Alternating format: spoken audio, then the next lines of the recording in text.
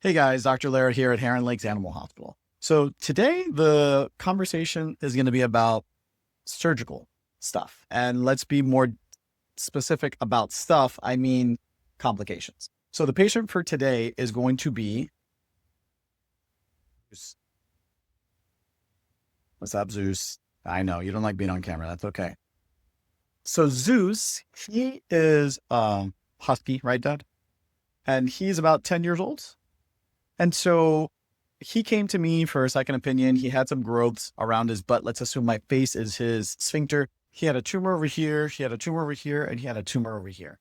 But what ended up happening was because of where the incision is at and the straining to poop and all those kinds of things, the incision broke down, which is not surprising. That being said, stuff happened. And you guys can use you can use a 4-letter word if you want in that place of stuff. You can't control if stuff happens, but what you can control is how we react.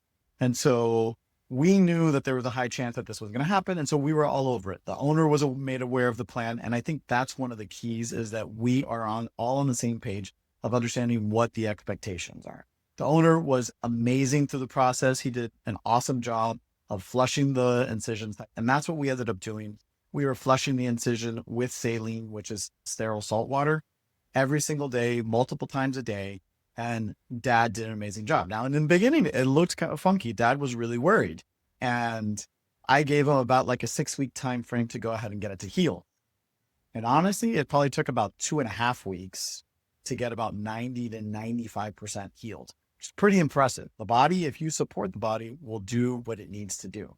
And so the whole purpose of this video is, if you have a situation like that, make sure that you work with your veterinarian.